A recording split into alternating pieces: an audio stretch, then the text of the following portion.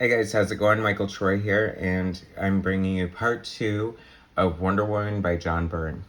So John Byrne did a 3-year run, 36 issues of Wonder Woman, and I collected it into 3 different hardcover editions. I want to say he contributed or did an annual and some secret origins or files like that, but he had a great run. I think fans kind of look at it. Oh, that's really pretty. They did a nice job collecting these. I kind of want the omnibus, but they're hard to read, and this is so nice anyway. If this were bigger, that would be good because, I like larger art. But this is just fine. So this is John Byrne's crazy 3-year run on Wonder Woman. He changed her costume a little. I guess George Perez gave him a hard time, said he was lazy and didn't want to draw those stars on it. Yeah, real lazy with all this detail and machinery, eh? You'll notice in a lot of John Byrne comics have the characters kissing each other for no reason, although she's kind of into it, which is gross because this is Hercules in disguise, and he's trying to exact revenge on her, even though he already screwed over the Amazons ad nauseum. This is fun. So she works in this museum now.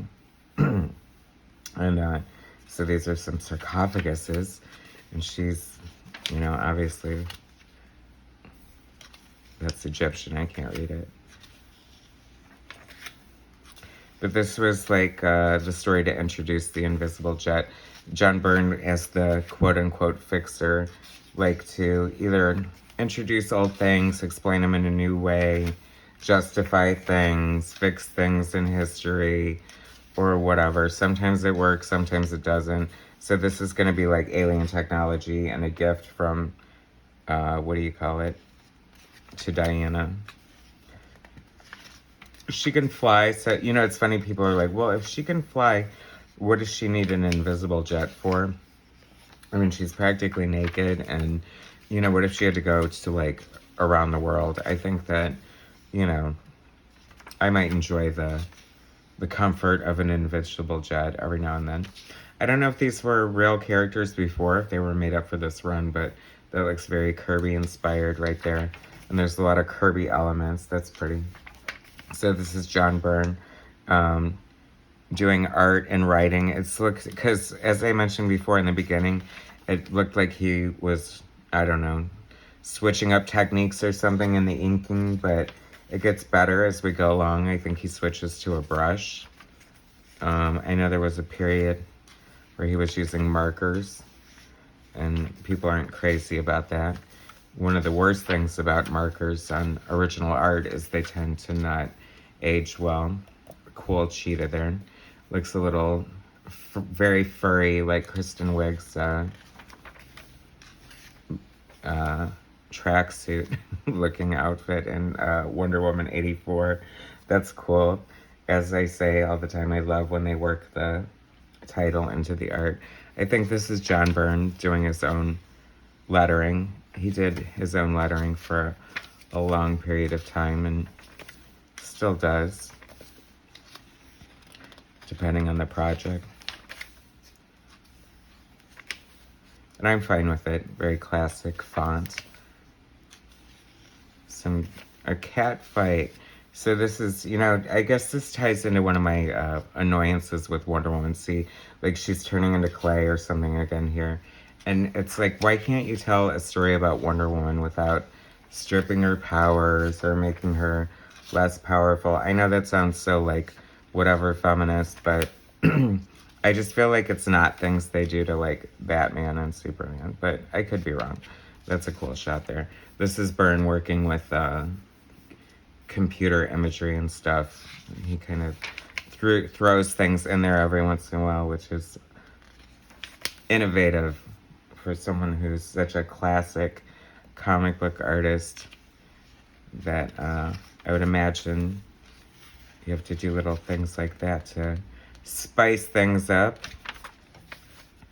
I mean, is this Diana's love interest, this boring cop from Boston?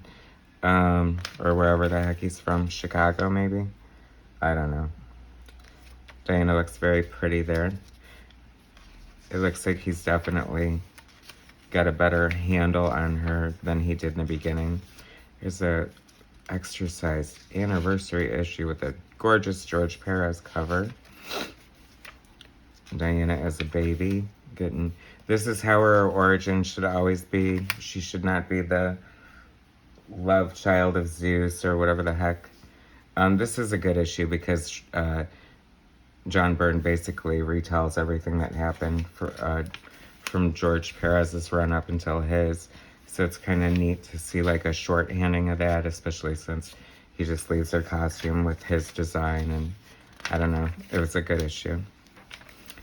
I love Artemis. I wish they would introduce her in the films or give her her own film or something, because she's cool. Everyone loves the Amazons, and she definitely would be good in the spotlight. Silver Swan, kind of a fun character. Ares. Everybody loves Ares and thinks that's like her main villain. I don't know. I'm more of a cheetah. I'm a cheetah person. Big surprise there. This is a good retelling of when the Amazons were created by the gods, the goddesses. Uh-oh. Gardens of Stone.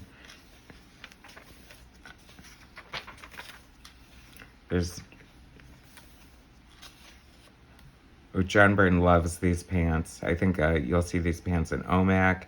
You'll see these pants in and out of his stories through the years. I guess when they're era appropriate. You know, I guess these were big in the 90s for businessmen who are secretly gods. Very cool Artemis. Love Artemis. And she has the invisible jet now, donated from the Egyptian aliens. Very pretty shot of Paradise Island, and it's a page like that you have to give a tip of the hat to Patricia Mulvihill, the colorist. That's a beautiful sunset. And then on the very next page, very unceremoniously, we have Donna Troy's husband and children, and they get to a car accident, and boom, they're dead. So that's a little foreshadowing for stuff to come. Prologue, is that what they call it? Diana all hagged out, turned into stone. Uh-oh. That reminds me of when the White Queen got disintegrated. But this is before that. John Byrne would never copy off of something on the X-Men after he left it. I think he would keel over first. He draws a fun Olympus. I love that. It's very much in line with what George Perez did with Olympus on the book. And this weird talking pillow, I just like, what? And then see, Harold Campion is really Heracles. And unfortunately, when you change back, you still have those big weird pants on. Anyway, Diana got destroyed, but now she's back again. She's all, what the heck? You know, this is the 90s. People are dying. They're being resurrected. They're changing. They're getting mullets. They're getting, you know, lots of things are going on. And here comes Artemis. It's a great double-page spread here. Love that. Jason Blood, who was dating Wonder Girl's mom. And she was all weirded out about, you know, her becoming Wonder Girl, but she's dating a demon. So here's Donna looking cute with a headband, looking all 60s with go-go boots after her husband and children were just killed. I mean, I don't mean to put that in the same sentence, but anyway, demon looking very cool. Lots of action, lots of stuff going on. Some of it has you going, what? And this character, Necron, I guess they were doing some Genesis company-wide crossover to do with the Fourth World. I believe John Byrne was working on the Fourth World or something like that at the same time as Wonder Woman, and this big crossover I didn't read. Or here, this is an annual written by John Byrne with art by penciler Dave Cockrum and inker Norm Breyfogle.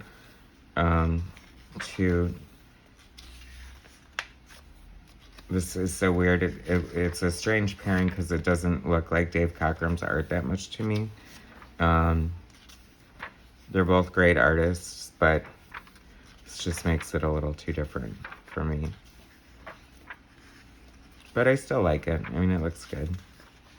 But I don't know, you think of like Dave Cockrum's work on the X-Men and you're like, what? See, if he wasn't drawing it, Byrne was like writing it. It's a very interesting looking Wonder Woman there.